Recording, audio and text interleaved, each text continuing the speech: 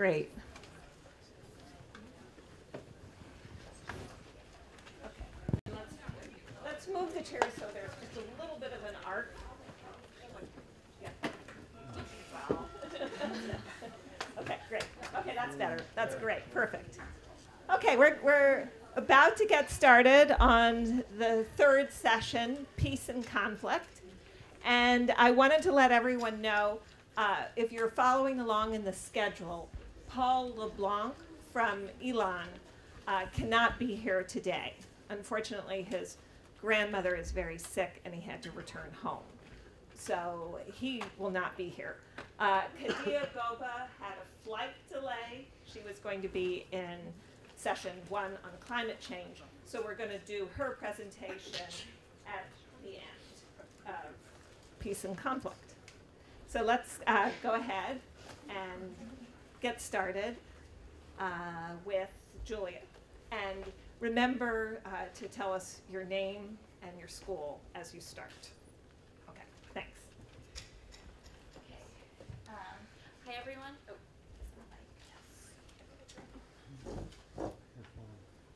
is this working? Can you hear me? Okay. Hi, everyone. My name is Julia Canney. I graduated undergrad from the College of William & Mary. That's my campus consortium. I then obtained a master's in human rights in Dublin, Ireland, and I currently work here in DC on women's political participation.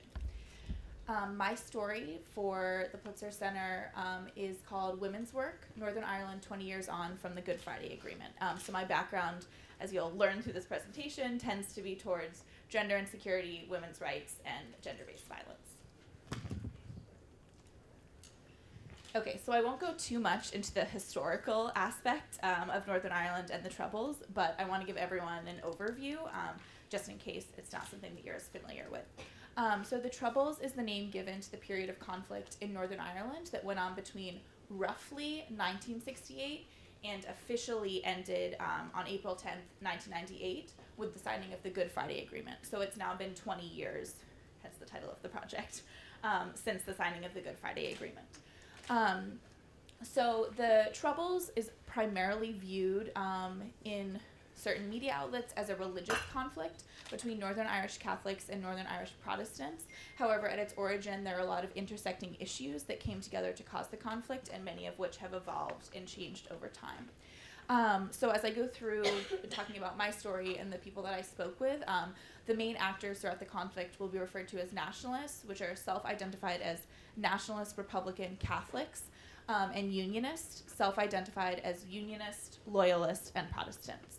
And then another factor and people who were engaged were British state security forces, namely the British Army and the Royal Ulster Constabulary, the RUC. Okay, so to continue the brief historical overview, many people deem that the Troubles officially started in a period of conflict that formed around a march that the Northern Ireland Civil Rights Association had in 1969, August of 1969. The NICRA, the Northern Ireland Civil Rights Association, was founded by nationalist Catholics living in Derry and other parts of Northern Ireland in order to fight for rights that they were being denied by the overwhelmingly unionist government. So Northern Ireland historically, when independent Ireland in the early 1900s was formed, the top of Ireland, Northern Ireland, was given as part of the United Kingdom as part of agreements that were made during treaties after the Irish Civil War, etc. I won't go into that because that's a lot of history, but if you want to ask me about it, I'm happy to talk about it. Seeing as I did my degree there, this is a lot of the stuff that I work in. So a lot of the reporting around the Troubles, and this is why I did this project, either looks at things through the eyes of former paramilitary groups, namely the IRA, the Irish Republican Army, or the UVF, the Ulster Volunteer Force, or the UDA, the Ulster Defence Association, or through the current green and orange political divide, which is one of the signifiers given to the current political divide between unionist parties and nationalist parties. So the government right now in Northern Ireland if it's not something you're really paying attention to, they're dealing with Brexit. So currently, Brexit is one of the largest things impending on Northern Ireland. There's a lot of issues to do with what will happen to the UK after Brexit that explicitly go against things that were signed upon in the Good Friday Agreement. Among these are issues like the idea of making the border innocuous. So one of the biggest tenets of the Good Friday Agreement is that the border between Ireland and Northern Ireland had to be made innocuous and not a hard border zone in order to sort of downplay some of the tension that was going on. There used to be military stops, bridges were blown up so you could only cross in certain places, and now there are a lot of people who cross the border every day, going from the south to the north, whether it's for work, for shopping. Some people's houses and land are split in half by the divide between Ireland and Northern Ireland. The other issue that women, and I'll get into this, and Northern Ireland are facing is that there's no Northern Irish government currently. So the Northern Ireland executive collapsed in January of 2017, and it's now been 648 days without an acting government in Northern Ireland, making it the longest time that a country, in recent memory, it just passed Belgium, which was close to 600 days in the Guinness Book of World Records, has been existing without a government. The reason for this is because Northern Ireland has what's called a mandatory coalition government. This was also part of the Good Friday Agreement, in that the government can only exist if both major nationalist and unionist parties are part of it. So they're the first minister and the deputy first minister, respectively. So you cannot have a government without both parties being involved. The collapse of the government in January of 2017 happened when Martin McGuinness, the Sinn Féin representative, the Republican Nationalist Party, resigned in protest over a botched scheme to do with environmentalism that was run by the Unionist Party. Since then, there's been a lot of issues between the two parties, namely focused around abortion rights, which is a big issue in Ireland, in the South, over the past few years, and also the Irish Language Act. So basically, both parties, the two major parties, are saying that they're not going to form a government because it's the other person's fault that they're not forming a government. And while that's happening, social services and basically everything in Northern Ireland is currently languishing. And the only other option that they have for that is for direct rule from Westminster, which was one of the issues that got the conflict started in the first place. So I wanted to speak originally, when I did my pitch to the Pulitzer Center, was to look at women who had been involved in peace building during the Troubles themselves.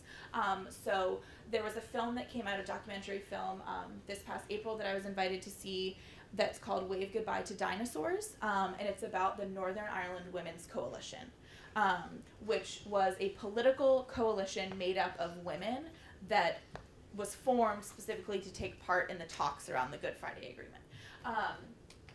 Most stories don't actually look at them. So what I wanted to talk about were the grassroots working class women who had been involved in community building, organizing, peace building from the beginning and are still doing it today.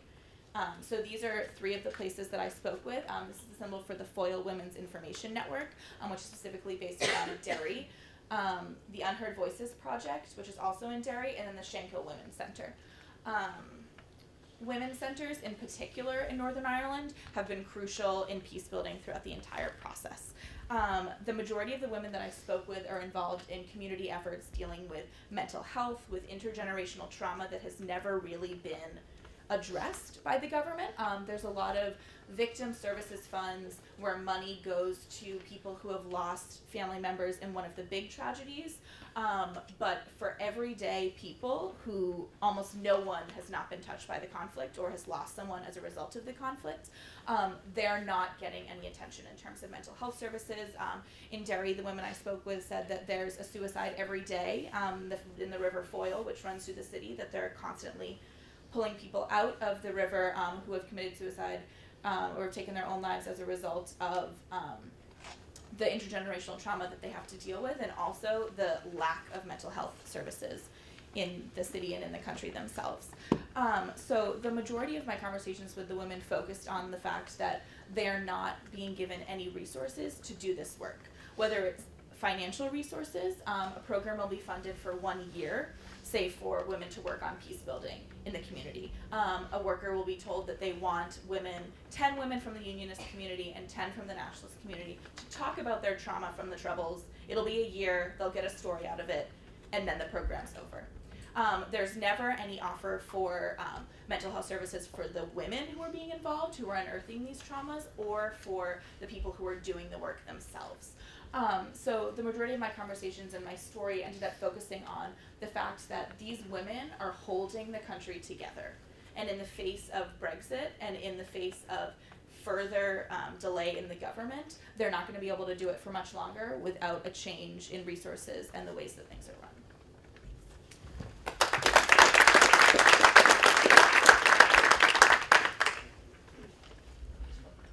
Speak loudly.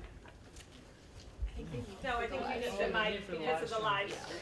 I've never had these things. Hi everyone, my name is AJ Naddaff. I'm really excited to be here. My project, it's not very clear, but it was titled Kosovo at the Precipice, Combating Jihad in Euro-Muslim Society. And yeah. What I learned in the summer is that sometimes pushing through fear actually creates good stories. I arrived in Kosovo, probably like some of you, when you arrive in your countries, with a sense of isolation. I was lonely. I didn't speak the language. I was jet lagged. I had so many questions, like, you know, who can I trust? Where are the sources that I need to find? What are the important questions that I need to ask? Whose narrative can I trust? And inevitably, like, this subject has received so much media attention. There's been so much probing from the West of what is Islam? What is jihad? You know, am I just going to feed into these narratives? The New York Times had written a piece that sparked my interest on jihad in Kosovo. How true is this phenomenon of people from Kosovo, the ethnic Albanians, going to then join the Islamic State organization and ISIS, and how the heck am I, as a 21-year-old student journalist, going to report on this story and, you know, add some nuance to a subject in a context that I'm pretty unfamiliar with? I've never been to Eastern Europe. So, to add to the confused context,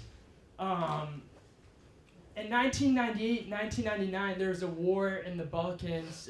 War swept throughout the Balkans in the 90s from Milosevic in Serbia in a campaign of ethnic cleansing, but specifically in the Kosovo context, this war has left debilitating consequences on the social and economic landscape.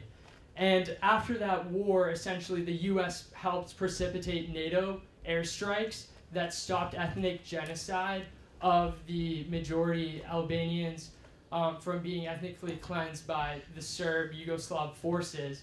And so during that time of reconstruction after the war, a lot of money was pouring in, and people weren't really sure, you know, what is the motivation behind this money. Some of it seems good, and some of that money was coming in from organizations in the Gulf as well as from the West, and some of that money to the Gulf has been linked to terrorism, and there have been articles written about Wahhabism as being, which is Saudi Arabia's version of ultra-conservative Islam, as being a form of terrorism. Now, those, and also Turkey's Islamization of the Balkans and Kosovo in general. That's one thing to keep in mind.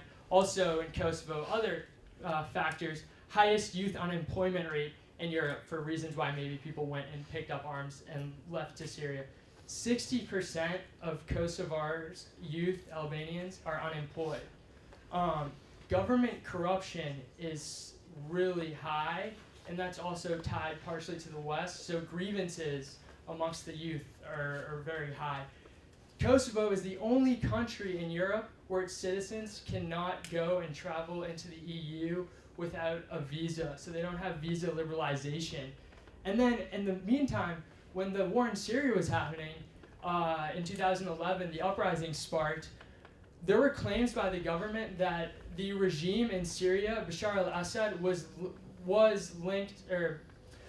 paralleled to the dictator Milosevic of Serbia. And so, in some ways, some youth heard this and thought about what was happening in Syria like what was happening in Kosovo when they were a child, or if they had fought in that war, they saw parallels to what's happening in Syria. So there's a lot of factors here. And then it's also has the largest percentage of Muslims in Europe, with 95% of the population being being Muslims, but they're nominally Muslims, and that most people don't really practice Islam, although there's been a rise in piety, but obviously you can't conflate Islam or religion with terrorism. So I had these factors going in, and that was it's a very sort of undercover topic. I'm not going to show this video. It's some people.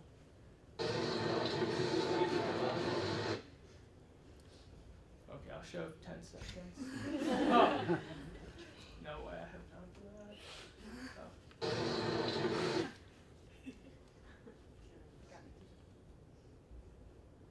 Oh. Okay, and then also, there's how do I deal with claims that are kind of seemingly contradictory at first, but where, why are people from Kosovo going and joining ISIS, but it's also the most pro-American country in the world, where, according to a Gallup poll in 2017, even with Donald Trump, they love America.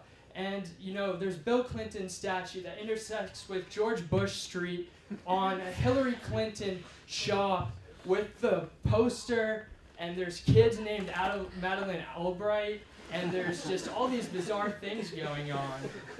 So I'm trying to understand, okay, where is this extremism? Let me try and do something productive, because this is going to be really hard to find.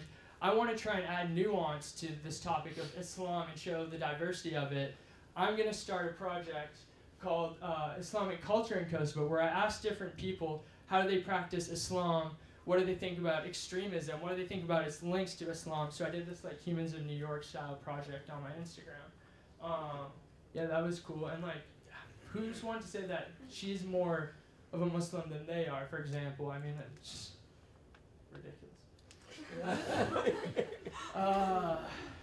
And then Turkey, the claim that Turkey is linked to extremism seemed also wasn't there. It was hard to substantiate that.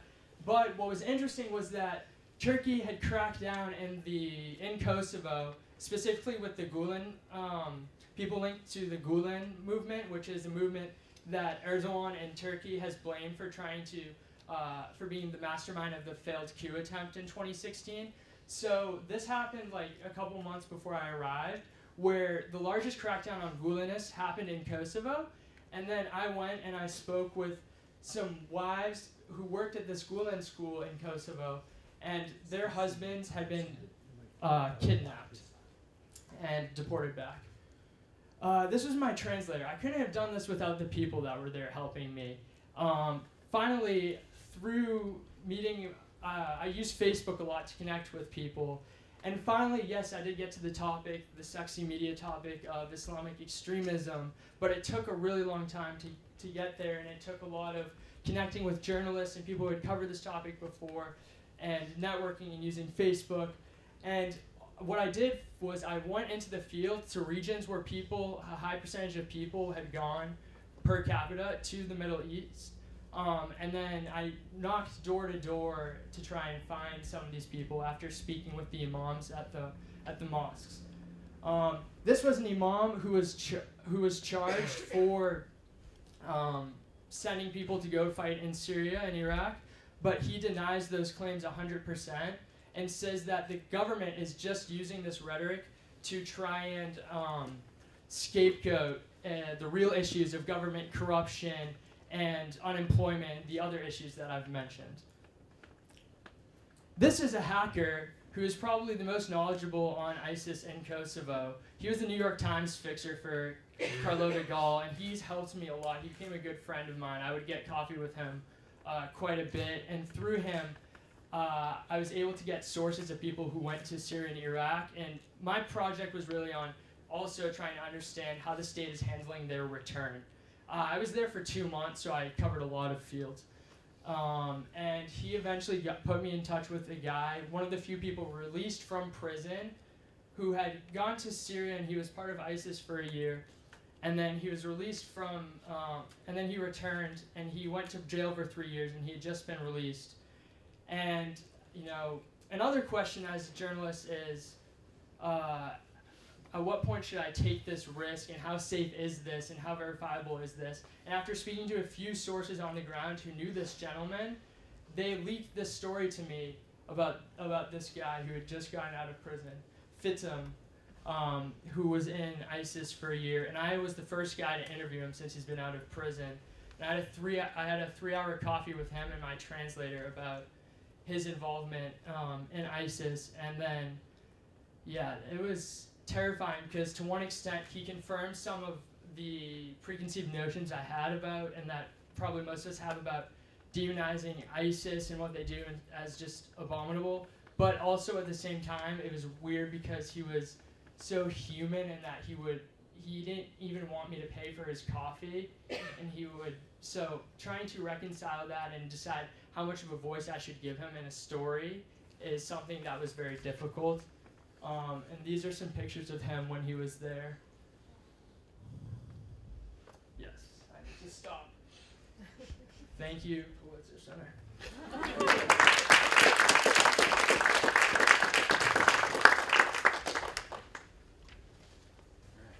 Testing. Do you mind if I put my own timer up there as well, just so I can keep track? We can all clear the time. Okay, sweet. Alrighty, thank you for the awesome presentation so far. All the presentations have been very fascinating to me. So, Name and school. my name is Jared Olson. I'm from Flagler College in St. Augustine, Florida, and this summer I reported on the Zapatista movement. For this first thing I want to tell you guys, I'm going to skip ahead through some photos, so pretend you didn't see them. We're just going to go through. Just pretend you don't see any of these. Okay, so in the southern Mexican state of Chiapas, if you take the roads that lead east from Comitán, not that far from the Guatemalan border, sooner or later you're going to start seeing a lot of very strange signs all over the place, signs that look like this.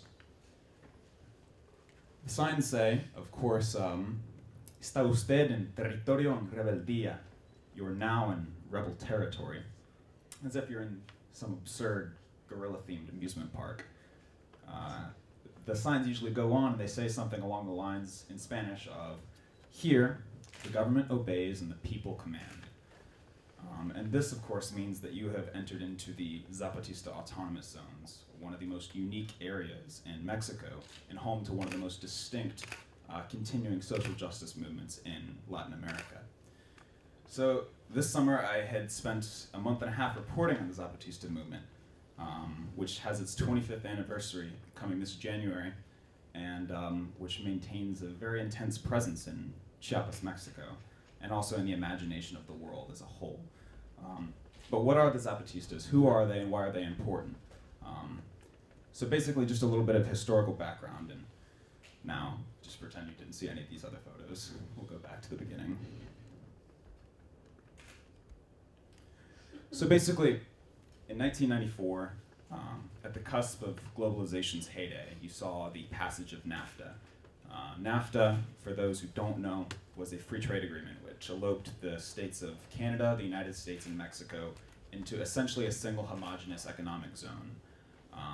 Protectionist barriers between the states were taken down, and capital goods were able to flow far easier through the states. But one of the effects of NAFTA, and on a larger scale of globalization that took place, was that just as American jobs would be sent overseas, would be sent to the maquiladoras of northern Mexico, all the rural farmers of Mexico would lose their jobs, lose their livelihoods because of the tsunami of US imported produce. So on January 1st, 1994, the first day that NAFTA was passed, the Zapatistas, the Ejército Zapatista de Liberación Nacional, the Zapatista Army of National Liberation, rose up suddenly in Chiapas, Mexico, and they fought a very brief war with the Mexican government. For 12 days, they fought with them, and it really didn't go well for them. They were losing very badly. But after 12 days, they came to a ceasefire agreement, and they did something that almost no armed movement has done in history, which is they converted themselves into a pacifist political movement. And even more significant, this pacifist political movement has continued strong for the past quarter century up to today. So essentially what the Zapatistas did is they came to a ceasefire with the Mexican government, and they have their so-called autonomous zones, where they run their own independently governed communities. The Mexican government has no, or virtually no, influence in this area. You can't say no in an absolute form, but almost no influence. They have their own independently run schools, hospitals, clinics, and a decentralized form of governance. And it's very interesting. And this year particularly was interesting because in the presidential elections, which if you followed them in Mexico were notoriously bloody and controversial, the Zapatistas ran a fringe candidate within the electoral system, which for a group that's ostensibly a revolutionary socialist group trying to overthrow the government, that is a remarkable move. So yeah, I spent a month and a half traveling in through their autonomous zones, speaking to members of the movement to try to paint a picture, to understand the import of this movement and what it means for the world as a whole. Because we're at a stage in history where globalization is, it's not the early 90s, we're not at the end of history anymore, and we're kind of having a reckoning. So I figured it was very important that we listen to one of the voices that has lasted over all these years. It's been heavily critical of globalization. So this picture, we'll just run through the pictures now. Now you can pretend that you've actually seen them. I went to a political gathering in the remote village of Morelia in the autonomous zones. One of the things that the Zapatista movement does is that they regularly, well, I shouldn't say regularly, but they usually on a yearly basis, they host these political gatherings where they invite activists from around the country to try to articulate critiques of what's going on in Mexican society as a whole. And I realize now that I haven't alluded to it, but the Zapatistas are synonymous with their black masks. They all, in public events, when they first rose up in rebellion, but to this day in their public events, they wear black masks over their face because symbolically that's the way that they suppress their own individual identity in favor of the communal whole. So I took this picture. It's kind of an idiosyncratic photo because you have an indigenous movement and this guy's got his headphones on because he's recording a speech being given. But this is very interesting, so I went to that. Sign. So again, more of these signs that you see as you go through the countryside in Chiapas. This one says, land recovered on the 24th of December by the blood of our fallen companions of the Zapatista Army of National Liberation. Something interesting that's happened with the Zapatista movement is that many campesinos in Mexico, they have been inspired by the Zapatistas, and they invoke one of their manifestos called the Sixth Declaration of the Wakandan Jungle as a means of recovering land that they feel has been lost, that they feel has been taken from them. So oftentimes you'll see land that does not only belong to the Zapatistas, but where campesinos have decided, okay, we're going to invoke this and we are going to take our land back. And this is something that we saw a lot, or that I saw a lot as I traveled throughout the countryside. And yeah, so it's really interesting. You notice as you go into these villages, the poverty is still wrenching.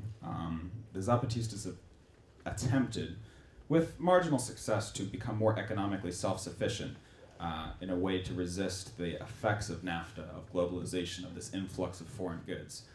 But one of the things that you do notice about their communities, aside from the wrenching poverty, which they haven't been able to eradicate, is that they're beautiful.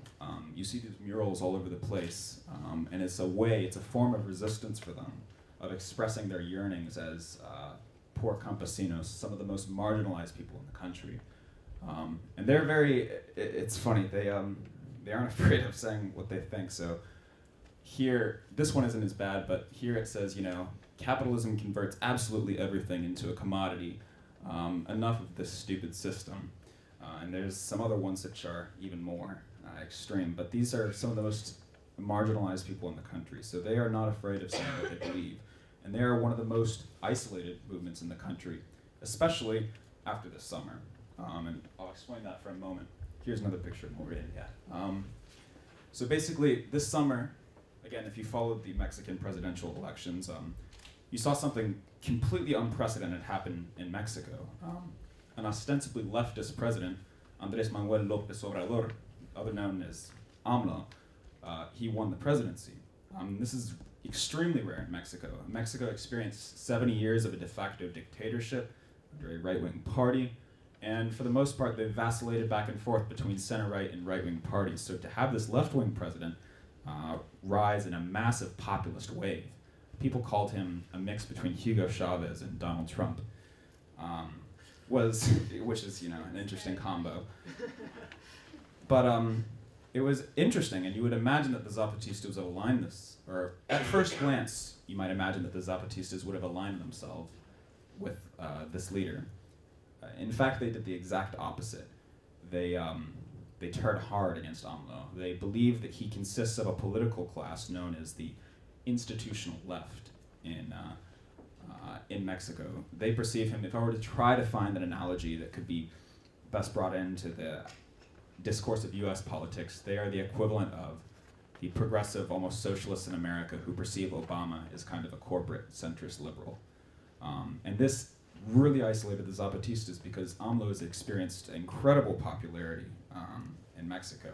Of course, he has his detractors, but there was an excitement about his election that really got people going. So this isolated them. And when I went to this political meeting in this village here, you could definitely feel the sentiment. They had called on other activists from around the country to try to articulate a response to what had happened with him. And they definitely felt very isolated.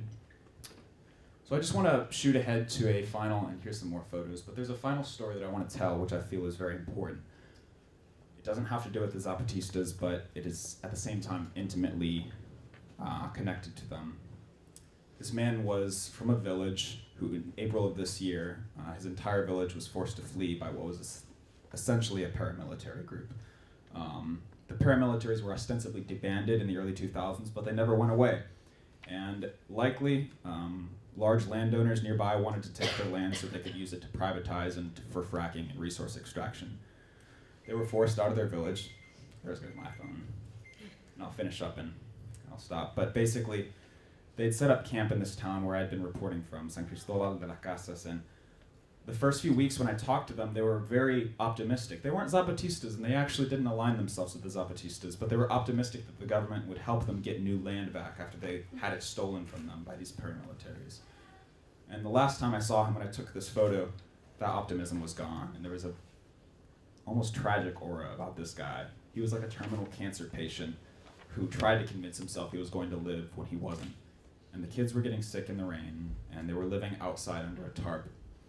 And I doubt that the government has done anything to help them. And I say this only because this represents the sort of suffering that has gone on in places such as Chiapas, and I think it is at this that the root of the emergence of the Zapatistas can be found. And that suffering goes on to today, which is why the Zapatistas exist up to today. Thank you. Also, I want to give a shout out to Megan Dhaliwal. She's my advisor in Mexico City. I probably would have died on 9 different occasions if she hadn't given me motivation over WhatsApp. She's the best, and she's a great photographer too, so follow her on Instagram, and she's a great person. That's all. I'm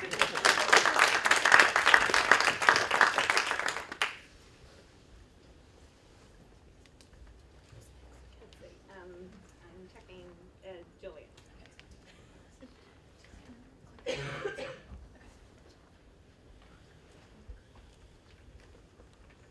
Hi, I'm Julia Freedman. I'm a senior at Georgetown University, and my project was not about Belmarsh prison. It was... Yes, this is the person who's not here.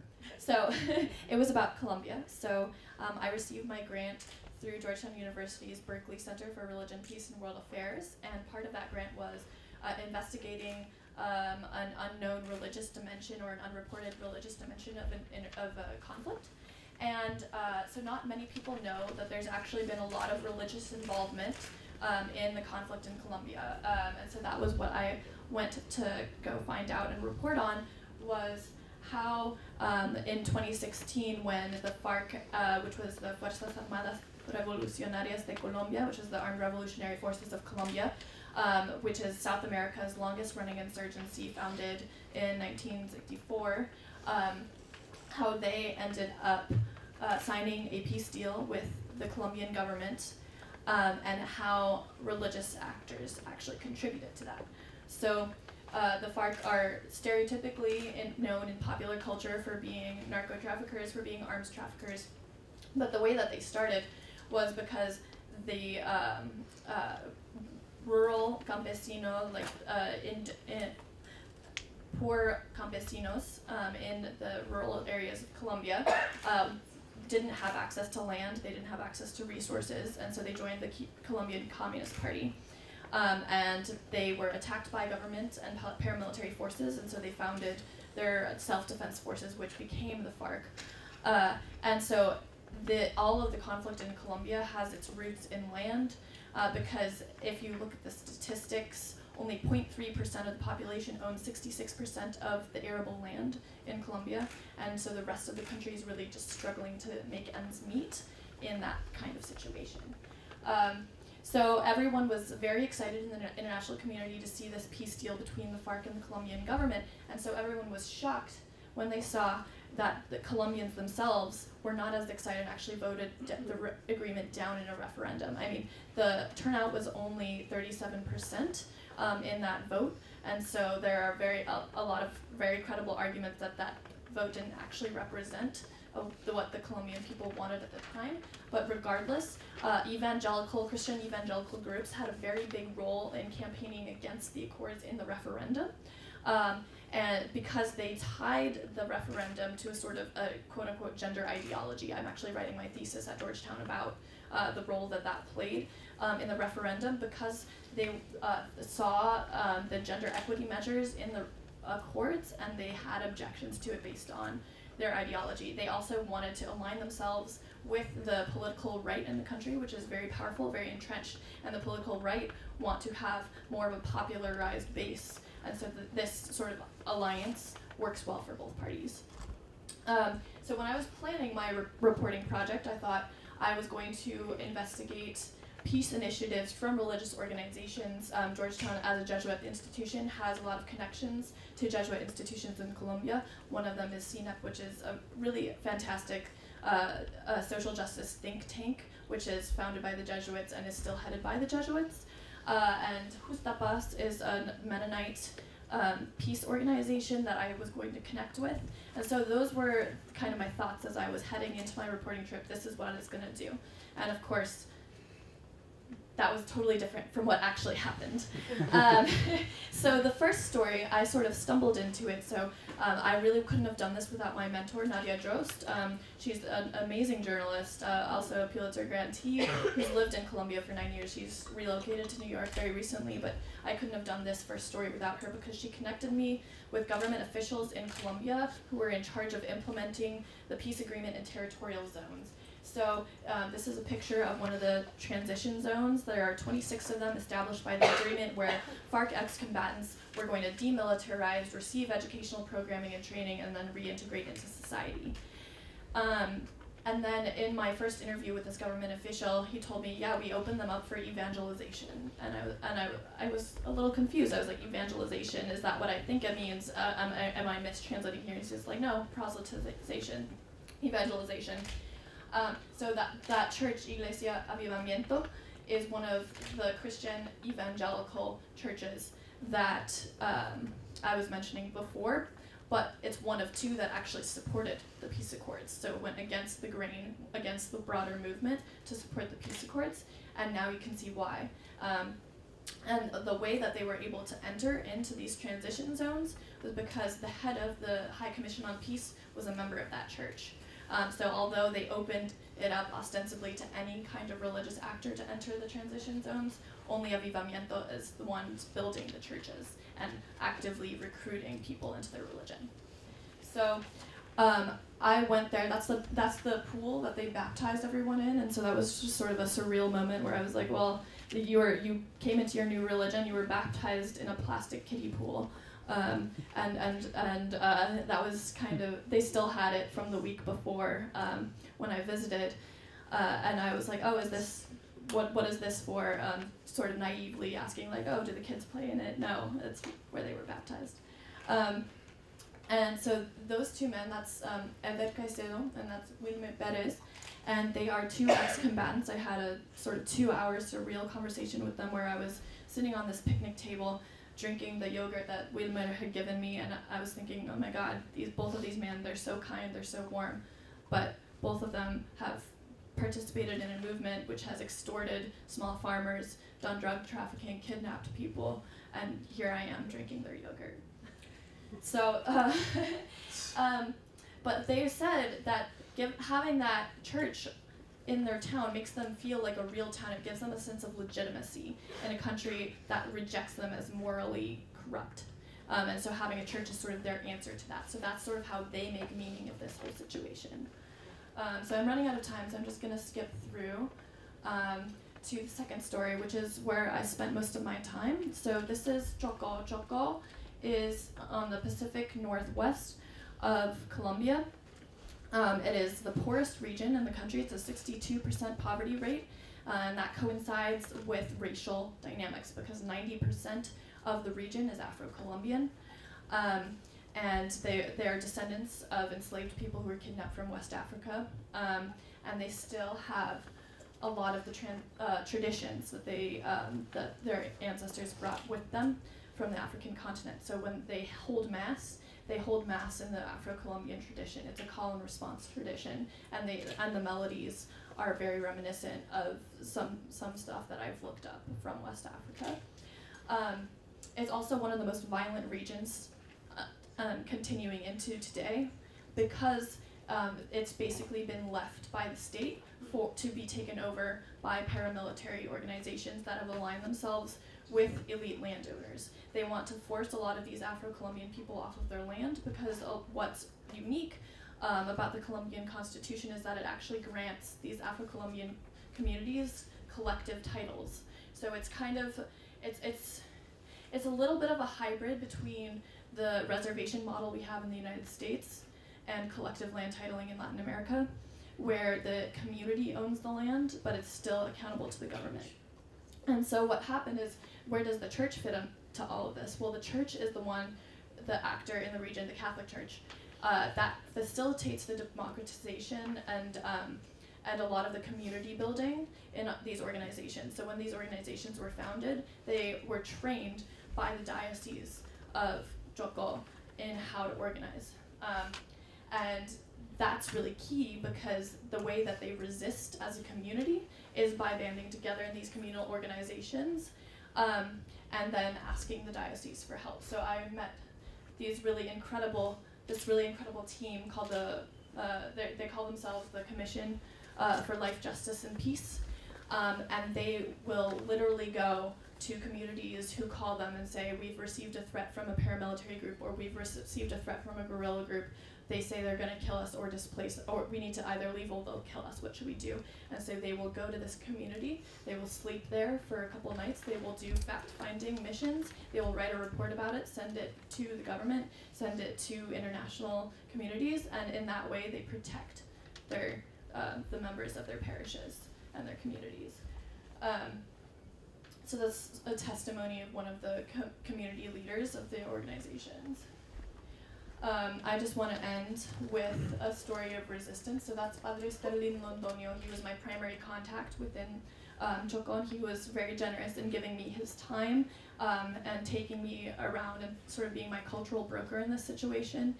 And whenever he sits into a chair, he falls asleep because he has so much to do. He is in charge of 14 different communities, and he is in charge of implementing the Sentencia del Rio Atrato, which basically is the main river throughout Joko, has been given rights basically as an independent being by the Constitutional Court for cleanup and for access by the communities, because it's basically the lifeline of the entire economy of Joko.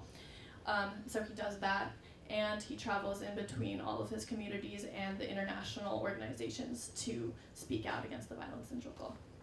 So I just want to thank the Pulitzer Center, the Berkeley Center, and all of the people at Georgetown who made this happen, and all of the people in Colombia who were so generous in donating their time.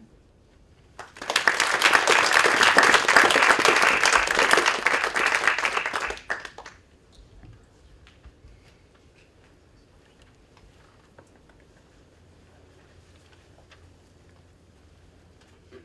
I have this one slide because I actually haven't gone on my reporting trip yet. My name's Hoenicke. I'm a graduate student at UC Berkeley. And I'm writing about a small program that brought together youth from around Sri Lanka after the war ended to reconcile. So what you're going to hear from me today is my research that I've conducted over the last 6 months, and stories that I've gathered from remote interviews with about 50 people. So that's my project. People usually know one story of Sri Lanka. They know that there was a really, really long ethnic conflict there, and that life has been hard for the people as a result of that. What they don't know is that reconciliation efforts started early and have continued to this day, and have taken some forms that might surprise you. So I came to this subject because one of my teachers when I was getting my undergraduate degree was Naomi Munawira, who herself is a Sri Lankan writer. And I profiled her as a very young journalist, and she generously told me her story, and I got interested in Sri Lankan reconciliation efforts and never lost that interest. But before I get into reconciliation, I want to tell you a little bit about Sri Lanka's past. They have a very long history with Western powers. They were colonized first by the Portuguese, and that started in 1505 and lasted until 1658, when the Portuguese were kicked out by the Dutch, who then took over Sri Lanka for themselves, and stayed until the British kicked them out. The Sri Lankans gained their independence in 1948, and language, partially due to this really complicated history of colonization, is very contentious in Sri Lanka. There's the majority population, Sinhalese, they make up about 70% of the population. They speak Sinhala, and there's a smaller minority, Tamils, who speak Tamil, and then there are quite a few people who speak English as well.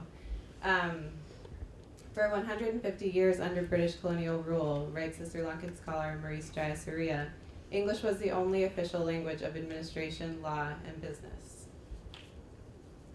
Directly following independence, though, all three languages were spoken, and they kind of jockeyed for importance. Some of the Tamil minority were extraordinarily proficient in English, though, and this made them particularly strong contenders for government jobs, which then facilitated what some in the Sinhalese majority felt was a disproportionate representation of Tamils in government. It didn't take long for politicians to want to capitalize on this discontent among the Sinhalese people, and they spread the message of Sinhalese superiority, and this led to the 1956 Sinhala Only Act, which was an act that made Sinhala the only official language in Sri Lanka and effectively disenfranchised anyone who didn't speak that language or who wasn't proficient in the written language, especially because all of a sudden you couldn't apply for jobs or fill out basic forms to get a driver's license, say. As Rohini Mohan has written in The Seasons of Trouble, a Tamil politician at the time said Tamils had been, quote, tricked and betrayed, calling the language policy Sinhala colonization. So the rise in Sinhala nationalism wasn't only as a result of this perception of Tamils being disproportionately represented, though. It was also in part due to Westernization and Christian missionaries' presence in the country. It was a backlash against these presences. The Sinhala majority, feeling threatened by British culture, set up more Buddhist vernacular schools and printed more Sinhala textbooks. Literature, mass media, and political meetings all began to spread the message of Sinhala superiority. Many other things happened between 1956 and the 80s when the war really got underway, but these are the things that is necessary for you to know to understand why the decision to write in English or Sinhala or Tamil is a really complicated one in present-day Sri Lanka. Sri Lankans continue to separate themselves by religion, ethnicity, and especially language. Actually, students are segregated all the way through college based on the language that they speak, so there isn't a lot of mixing that happens. And as a result of that, prejudices are allowed to continue existing your whole life if you don't take part in a program like Right to Reconcile. However, so this makes English kind of the language of opportunity because people across ethnic lines might be able to speak to each other in this language. It takes privilege to know it. It's not taught everywhere, and it's often something that kids learn in international schools. So that makes it a problematic language for reconciliation, but it's also the only one that people might have. So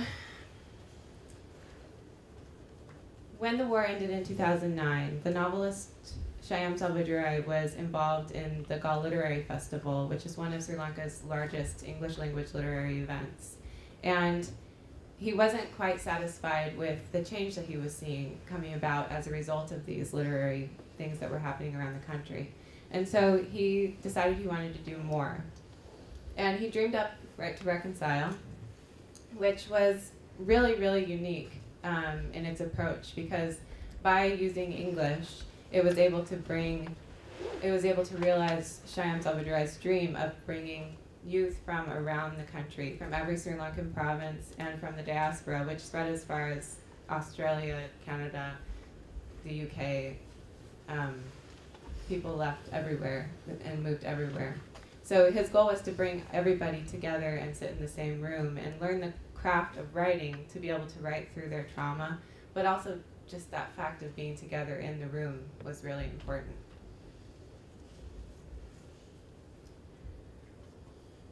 Sorry, I'm getting ahead of myself. This program ended up being a life-changing experience for every participant that I've had the opportunity to talk to. They spoke about the power of making their first friend across those old boundary lines, the boundary lines that they had never ever crossed before in their lives and that their parents had instated in theirs. So far, as you can see, my reporting has basically consisted of background research and interviews with subjects. But I want to end by sharing a few of the stories that people have told me throughout the course of the last 6 months. Amina Hussein is a publisher and novelist herself in Sri Lanka, and she served as Shyam Selvadurais' co-teacher the second year of the program. And she told me this story. 2 Muslim girls began the course wearing hijab, Hussein said. By the second and third day, the girls had, quote, cast off their hijab because they began to, quote, see their classmates as family. This struck Hussein, who herself is Muslim. For me, she said, I was just looking at what was happening, and I knew it was a huge step for the girls, who were then only teenagers. Hussein said she doesn't know if the others understood what a huge compliment this action was to them. They had been so respectful and so welcoming, she said, and had made this comfort possible.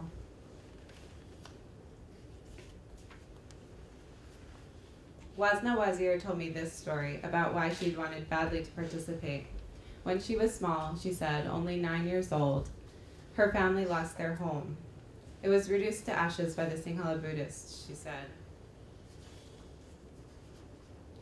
This happened as part of a smaller conflict that played out in Kandy, where Wazir is from, between Muslims and Sinhala Buddhists.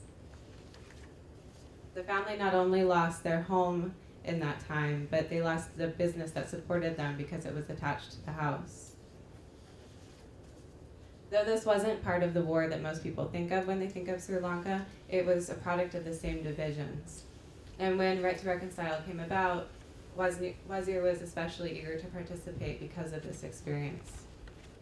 When I looked up at the house, Wazir recalled, I could see nothing. I could see the sky and trees over. Everything was bare.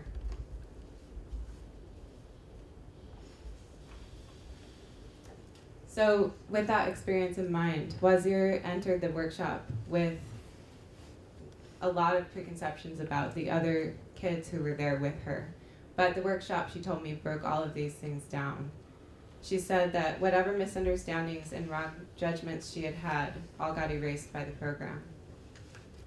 So I'm going to report in December and January, and I can't wait to meet all of these people that I've spent time talking to over the last 6 months and tell a fuller story. But thank you for listening.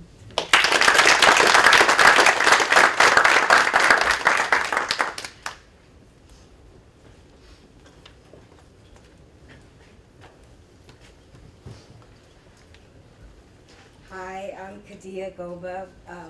I'm extremely nervous, so sorry in advance. I'm from Hunter College, and I have 8 more credits to go, so I guess I'm a senior. I went to Sierra Leone, well, when the Pulitzer Grant was introduced, I thought I'm going to do something about it. It had to be underreported, like most of you, I'm sure. Oh, okay, so it had to be an underreported crisis that that was underreported. So I chose, I remember about a year ago in August 2017, I got a text message from like HuffPost or someone that said over 1,000 people died during a landslide. So I thought, okay, well, I'll do Sierra Leone. My father happens to be from Sierra Leone. I don't know a lot about the country, but this would be a good opportunity to report on it. So a year later, I thought, I'm gonna go to the doors of the government and find out why they're not doing, enough about this deforestation that is obviously, which most people think is causing the mudslides. And my professor was kind of like, yeah, slow down a little bit. Why don't you just approach it from the standpoint of solutions journalism? So my report then turned into what people are doing a year after the landslides in 2017. So just to give you a little history, it's a west coast, on the west coast of the country, population about 8 million. It's a country that's still reeling from the effects of war, civil war, even though it happened more than a decade ago. And then in 2015, there was a huge Ebola scare. Well, not a scare, it was like an epidemic where 4,000 people died, and there were about 15,000 cases. So they have a population, the literacy rate is about 48%. And the tree loss definitely coincides with like CO2 emissions, although there's nothing reported that actually says it causes it, because people are just very careful about making statements like that. It's a good thing my professor did suggest doing a solutions journalism, approaching it in that way, because I found that the government wasn't transparent at all. I mean, I had to literally talk to 3 people for 20 minutes, day after day, just to get to the secretary of one of the ministers, who would then tell me that they didn't have the information that I needed. So it was very frustrating, and just to put that in perspective, or even more perspective, there's no data online that's sponsored from the government. So you know how we can just go, look at online and find out what the president is. There's nothing like that online. No statistics or anything like that. So I turned. How do you work this? Just the arrow. Yeah, just the arrow. That one? Okay. Yeah. So I turned to these little community-based organizations. I did a lot of pre-reporting, and I found a really good one, which is actually very rare. But I did find a really good CBO in this place called Dewey. Really good guy. He was telling me about this. It took him 2 years to save $170 to plant 50 trees, right, behind the school. And it was a really, I thought, okay, this would be a good story to see what kind of what grassroots efforts, that was ultimately the project, what grassroots efforts are doing, what people are doing on a grassroots level to impact the environment or stop deforestation. And so I met with my guy Sese, he was great. And then, like after an hour talking to him, he's like, Kadia, the trees we talked about, he had all these great pictures of these kids that did all this planting. And he said, it's actually not even there anymore because a timber company just popped up, or a timber export company kind of just popped up and planted like a slew of, I don't know if this plays, but, oh yeah, so this is kind of, this was like just like in the back of a school. They took 50 kids because basically it's about bringing awareness to change the mindset of children, right? About how deforestation impacts. And then the kids come out of the school one day and it had turned into a timber depot. So that was kind of upsetting. So, when we think about whether CBOs or NGOs can get money or sponsorship, for him it wasn't about that. It was just kind of like dealing with the government also, and how they don't get much support, even though deforestation is supposedly claiming the lives of people in terrible mudslides. So this is a mudslide that happened in 2017. Killed about 1,100 people, over 1,000 people, and it displaced about 6,000 people.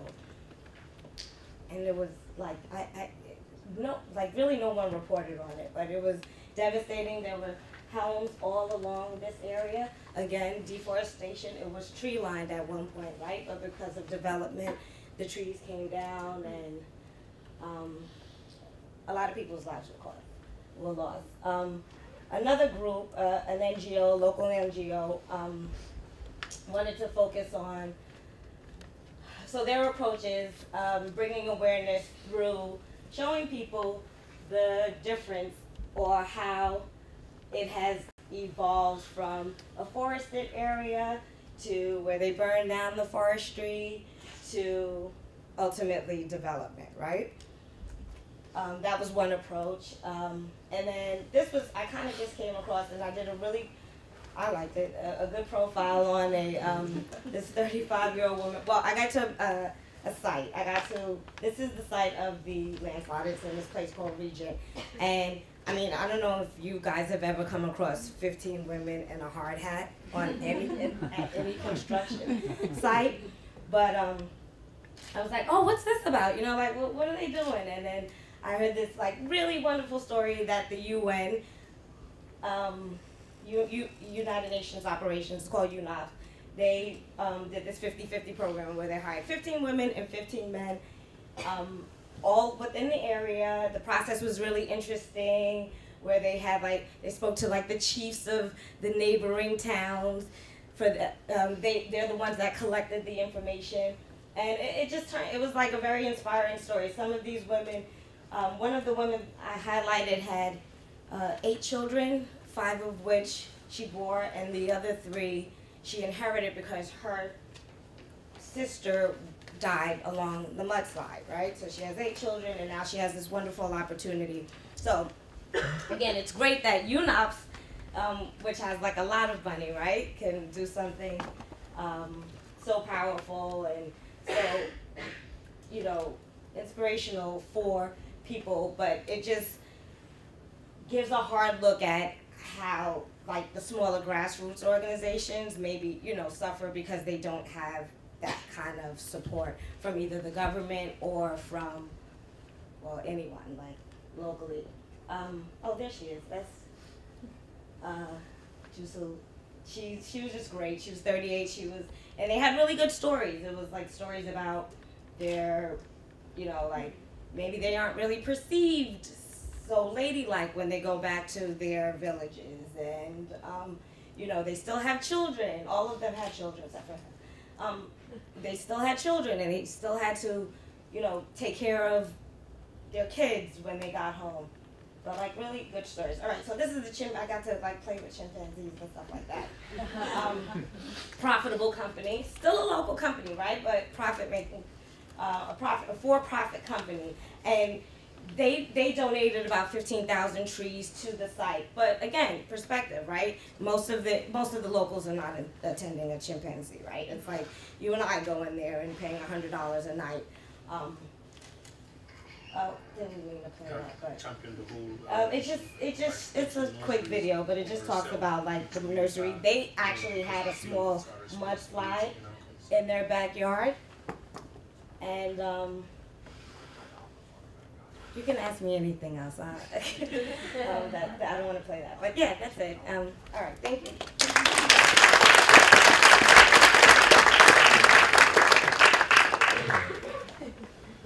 Thank you all. A lot to take in, and you did really well. There's a lot of different places in the world. Thank you. Okay. Yeah.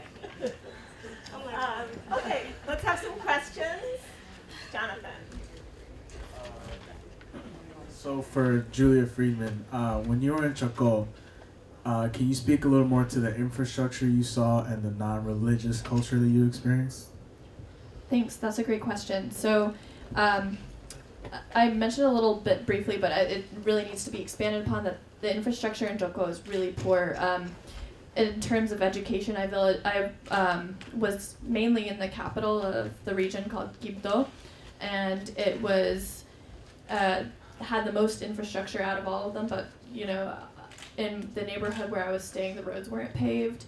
In a village just 5 miles north of Quibdó, the roads aren't paved. They don't have any running water. They only built a school 10 years ago. And in the entire region, there's a really high illiteracy rate. And so it's basically been abandoned by the state in terms of infrastructure. And I was talking to Padre Londoño about this, and I was like, so, the legacy of enslavement and of racism is pretty apparent here. And he was like, yeah, if you go back into my family tree, my father couldn't read, my great-grandfather couldn't either, and my 5 times great-grandfather, he was a slave. And so that was just a really powerful moment of realizing how this region has been affected by so much racism and structural violence that the state has really played a big role in not just actively ignoring Choco, but perpetuating this violence. And then in terms of the culture, it was really fascinating and really inspirational to me to see how these people made meaning out of their community in really, really horribly tough circumstances, because it was one of the poorest regions and the poorest places I've ever been to in my life, and yet the people were laughing and smiling more than any other place I'd been to. And so their means of resistance is finding a lot of joy and a lot of humor. And when they're, for example, when they're telling anecdotes of some sort of extortion that they experienced from a guerrilla group, it usually took me about a minute to realize that they were talking about a really bad story, because they were telling it in a comical way. They were telling it like it was a joke. And that's sort of the way that they cope with that, is they just that's their means of resistance, is taking these really horrible circumstances and turning them on their head so that they can do their own forms of resistance. Yes. Here you go. Hi everyone, my name is Joy and I graduated from Flagler College. I was wondering that, how did you all, it sounds like you're all are now reporting in communities that you're directly connected to. How did you get communities to trust you with your story? I know as journalists, there's a narrative that a lot of journalists go into communities, you take the story, you extract, and then you leave. and they don't know what happens with the story. They don't know what you've done with it, and it's like, how did you get communities to trust you with their stories? So I think we're running behind a little bit. So why don't you, I think that's a great question, and maybe each, if it was directed towards one person. Okay, so why don't each of you take a stab at that?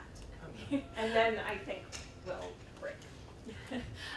Okay, so I don't know, as I mentioned, Joy, a lot of my background would be in working with survivors of sexual and relational violence, and also institutional abuse, sorry. So this is something that I've had to work at for a really long time.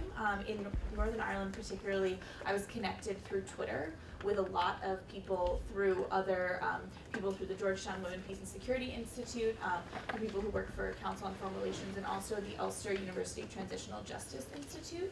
And a lot of the NGOs that I worked with there, the women that they work with are at the grassroots level, and a lot of them, so I didn't have any pictures of any of the women because no one wanted to be photographed. Based on them speaking about things that happened to them during the Troubles that they're not allowed to talk about, and also for fear of retribution by paramilitary groups that are still active in Northern Ireland. So a lot of it was under the condition of anonymity for me, speaking with a group of 6 women in particular. The other women, a lot of them were less inclined to speak to me because they think they can do a lot of their work because it is under the record, and sort of the idea that if they're written about and talked about, they'll face retribution, and also they're not going to be able to get things going in that sort of way. But it was through those relationships that already existed, through like communications directors for the International Fund for Ireland and different organizations that are working with people at the grassroots level, who connected me through them. But it was based on a lot of personal connections that I had prior to that, but even still, it was still that sort of barrier that you had to break down originally, and there's a language, obviously, barrier as well there too. Yeah, that's a great question. I think as journalists, it's really, even though we're just student journalists, it's really incumbent on us to make sure that we're doing journalism in a really responsible way, and not just extracting the stories and leaving. In order to establish trust, I think it was pretty key for me is that the Washington office on Latin America connected me with Padre Sterling Londoño, and so because of that, he was willing to talk to me and willing to trust me because he has such a great relationship with them, and they've proven to be a true ally to Choco and Afro-Colombian and ethnic minorities in Colombia. And because he trusted me, the community trusted me. So when I referred to him as sort of my cultural broker in this story making process, it was really true. Is like without him, this story would not have been possible because people opened up to him, and therefore they opened up to me. And so my goal in getting this story published is I'm still trying to get it published in a way that will be able to cast light on what's going on in Choco, and I also want to publish it in Spanish so that everyone can access the stories that I've written. Hey, so I started off saying how I felt a sense of isolation and I was lonely, but I forgot to conclude by saying I felt a sense of just fulfillment because of the friendships that I made while I was there, and the fact that I was there for 2 months allowed me to kind of actually develop relationships with people whom I'm still in contact with today via Facebook, and what was I going to say? Yeah, also, that's good. We can keep okay. it. There's so much to say. That was a wonderfully applicable question. The Zapatistas, as much as I have a very deep respect for them, are very difficult to work with because they, as some of the most marginalized and some of the most oppressed, repeatedly massacred, economically, shunted to the side, they are, in an act of self-preservation, very suspicious of the outside world. And although I do speak Spanish, the fact that I am a very white American dude was definitely a barrier that I had to work through. And I think, I knew from the beginning this is why I had to spend a month and a half there, because that was the only way I would be able to build that trust. And it turned out to be true. It was a gamble I took, and it was worthwhile that I was there for that long. two little anecdotes. I was telling people earlier, there was a village I went to where there was a local Zapatista governing council that I wanted to speak to. And periodically, over the course of 3 weeks, I went back there 5 times to try to get them to talk to me. And each time, I would wait 2 hours to try to get in, and then finally they say, no, come back next time. And I think that is almost like a filtering process. They really want to know that you're actually concerned about telling their story, as much as it was extremely annoying. I remember, and I'll finish after this, another little anecdote, but I went with I did have one time a friend, an old Spanish activist. She was about 60, and she'd worked with the Zapatistas in the early 2000s. So we went with her and another former Zapatista, and we drove to probably the most remote area in the Zapatista autonomous zones, a village called La Realidad. And we drove 8 or 9 hours over dirt roads. We get to this place about 4 in the afternoon, and we wait to talk to the junta, the governing council, for another like 4 hours, and then by the time 8 o'clock at night rolls around, they say, nah, sorry, we can't talk. So I've told this to lots of my friends because I think it's kind of funny looking back, but I slept on the dirt floor of a barn that night with no blanket or anything like that. Got up the next morning, and yeah, I went, finally, after all these hours, I went and talked to the junta, and here I am, this disheveled, confused, and bleary white guy before a bunch of indigenous men with cowboy hats, and, you know, they're looking at me kind of understandably with a sort of suspicion, you know, like, you know, well, why would you have come all this way? But after I talked to them for a few minutes and I said, I really want to tell your story, they opened up. So, in a long way of answering your question, yeah, it was difficult, but I managed to get through. I think that my answer to this question is a little different since I haven't gone yet.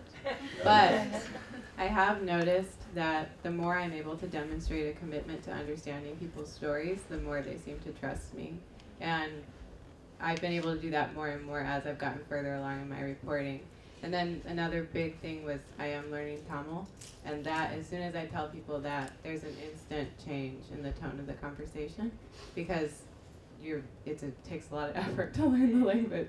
And you know, other ways of doing that are just learning the history and really showing that you care when somebody tells you something really awful happened to them, not just moving on to the next question, which takes practice sometimes, because with these interviews, they just drop things in that are really awful. And it takes practice to think on your feet and empathize while also formulating your response as an interviewer. So the longer I've done it, I think the more they trust me. So I gathered all my sources from social, and they all hold me accountable till this day. They are like, oh, when's my story? I also think I did a lot of stalking. I did, you know, visiting places, you know, just like hanging out and really like eating people's, just being like a bum at people's, like in people's areas. But I do think being this weird dynamic of a woman of color going to Africa, but like not from Africa, people just kind of genuinely started interviewing me at one point. And I don't know, I guess I was curious too, right? You kind of have to be a little genuine about your curiosity, and I wanted to know about it. And then I had this last name that was very relatable to the country, so I would say that. I want to thank Joy for that question, and I think those are fantastic answers. There's a lot there to think about. I'm glad we're live streaming this so we can hear these answers again, because I want to think about them some more. But thank you for a great panel.